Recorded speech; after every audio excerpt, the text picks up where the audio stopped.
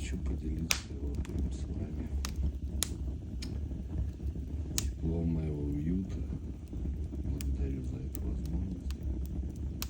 Вот такая видеооткрытка. Камин, касса будни отшельника.